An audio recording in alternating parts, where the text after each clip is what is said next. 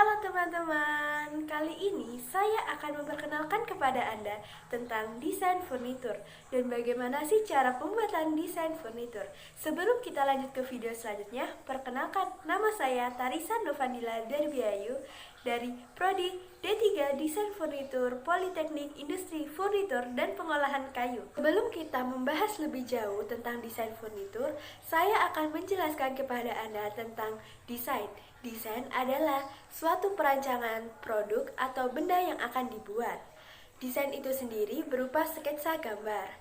Desain bisa melingkupi banyak hal, mulai dari perancangan pakaian, rumah, perabotan, karya seni, hingga jalan raya.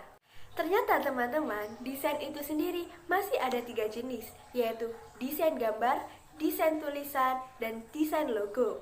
Desain furnitur itu sendiri termasuk pada desain gambar. Desain furnitur itu sendiri adalah suatu proses perancangan perkakas rumah atau perabotan yang diawali dengan fungsi furnitur, sampai dengan proses penggambaran, pendetailan struktur, aksesoris, hingga pemilihan bahan. Lalu, bagaimana sih cara pembuatan desain furnitur itu sendiri? Mari kita bahas ke slide selanjutnya. Untuk pembuatan desain furnitur itu sendiri, terdapat 3 bagian. Yang pertama yaitu mengembangkan konsep, yang kedua yaitu pembuatan model desain, dan yang ketiga yaitu pemilihan bahan atau prototipe. Kita akan membahas satu persatu dari bagian itu. Bagian pertama yaitu mengembangkan konsep. Mengembangkan konsep ini sendiri terdapat 5 bagian. Bagian pertama yaitu tentang pemilihan furnitur yang akan dibuat. Biasanya ide-ide yang kita munculkan yaitu dari permasalahan diri kita sendiri. Apa sih yang dimaksud ide kok muncul dari permasalahan? Yaps, biasanya ide-ide yang akan muncul itu dari keresahan atau masalah yang kita hadapi selama ini. Misalkan, di kamar Anda merasa sesak karena penuh perabotan. Untuk menyelesaikan masalah tersebut, Anda bisa mengurangi perabotan yang ada di dalam kamar. Tapi bagaimana dengan barang-barangnya? Akan disimpan di mana? Lah, di sini ide akan muncul. Biasanya Anda akan berpikir untuk mendesain suatu furnitur yang multifungsi atau bisa digunakan dengan berbagai macam fungsi. Dan bagian kedua yaitu tujuan dari furnitur itu sendiri. Dari masalah-masalah lalu muncul ide, lalu kita memiliki tujuan untuk dibuatnya desain furnitur itu. Mungkin untuk peletakan sekaligus dengan penyimpanan dan sebagainya. Yang ketiga yaitu mengambil objek umum. Maksud dari mengambil objek umum itu sendiri, jadi saat kita melihat apa yang menarik di penglihatan kita, kita bisa jadikan ide atau bentuk dasar suatu furnitur itu sendiri. Misalkan Anda sedang berjalan di jalanan, melihat banyak pohon dan memiliki banyak daun. Di situ Anda berpikir untuk membuat rak buku dengan bentuk seperti pohon dan memiliki banyak daun sebagai ruang untuk penyimpanan buku itu sendiri. Yang keempat yaitu melihat-lihat referensi gambar furnitur. Dengan kita melihat-lihat referensi dari website-website lainnya, kita bisa melihat apa sih yang tren pada tahun ini, apa sih yang menarik pada tahun ini. Jadi kita masih memiliki banyak ide-ide yang kita tambahkan dalam desain furnitur kita.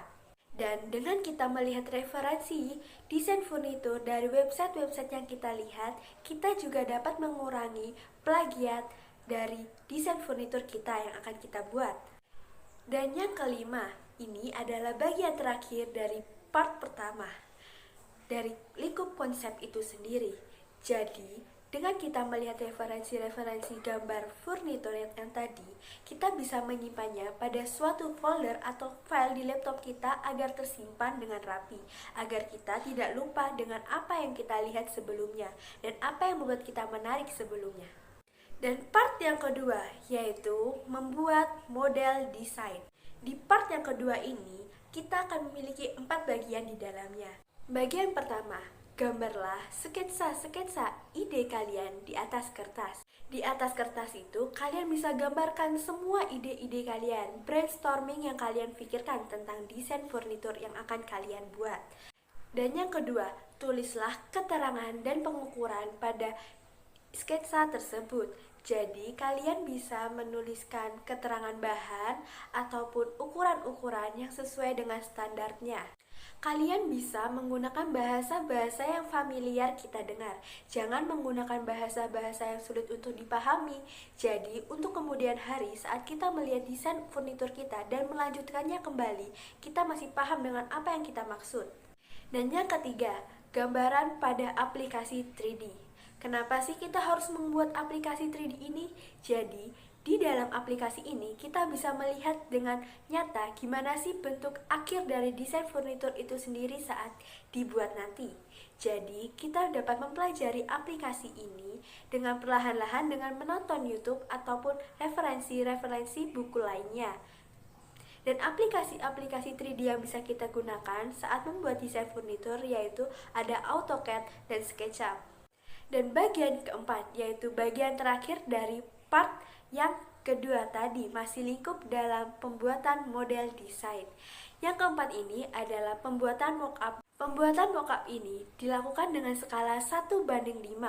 Jadi kalian bisa menggunakan bahan-bahan kerajinan seperti kayu balsa, karton, kardus, atau yang lainnya untuk membuat miniatur desain furnitur kalian nanti yang akan kalian buat. Oke teman-teman, jadi ini adalah part terakhir yaitu part ketiga, yaitu pemilihan bahan dan prototype. Dari pemilihan bahan dan prototype ini masih terdapat 4 bagian lagi. Di bagian ini kita akan membuat prototype. Di bagian pertama, pembelian bahan yang ingin digunakan. Jadi kita bisa membeli bahan-bahan yang kita inginkan yang sesuai dengan desain furnitur yang kita buat. Untuk alat-alat dengan pembuatan prototipe ini, kita bisa meminjam pada kolega-kolega atau teman-teman kita yang memilikinya.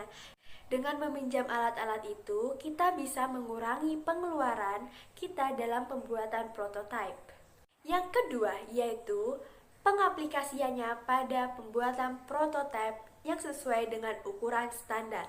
Jadi, kita membuat furnitur kita dalam bentuk prototipe yang berukuran 1:1 dengan bahan-bahan dan alat yang telah kita sediakan sebelumnya. Jadi, kenapa sih kita harus membuat dengan ukuran yang standar? Karena ukuran tersebut sudah sesuai norma atau sesuai dengan bentuk tubuh manusia sehingga saat kita gunakan akan nyaman pada tubuh kita. Dan pada bagian itu kalian juga membuat struktur kayu di dalamnya. Jadi kita bisa melihat apakah kuat pondasi yang telah kita rancang. Bagian ketiga yaitu menguji hasil furnitur atau prototipe yang telah Anda buat. Jadi, dengan kita menguji apakah furnitur itu telah nyaman digunakan dan struktur kayu di dalamnya apakah kuat, jadi untuk proses selanjutnya akan jadi lebih baik. Saat kita menguji, jika ada kekurangan-kekurangan dalam furnitur itu atau prototipe itu, kita bisa mencatat untuk kekurangannya. Lalu kita akan benahi dahulu sebelum kita produksi. Bagian keempat, yaitu bagian terakhir dari ini semua. Jadi setelah itu semua dilakukan, bagian keempat ini wajib kita cari, yaitu temukan pembuat furnitur di lingkungan Anda. Maksudnya, jadi kalau Anda sudah yakin dengan desain furnitur Anda bisa menghampiri pembuat furnitur dan memberikan desain furnitur yang telah Anda buat. Setelah Anda memberikan desain furnitur, Anda bisa meminta harga yang cocok dan sesuai dengan Anda, dan biarkan para pengrajin untuk membuat furnitur Anda. Oke teman-teman, jadi video sebelumnya adalah step by step pembuatan desain furnitur. Terima kasih telah menonton video saya, semoga selalu bermanfaat untuk teman-teman. Jangan lupa like dan komen di bawah. Dadah!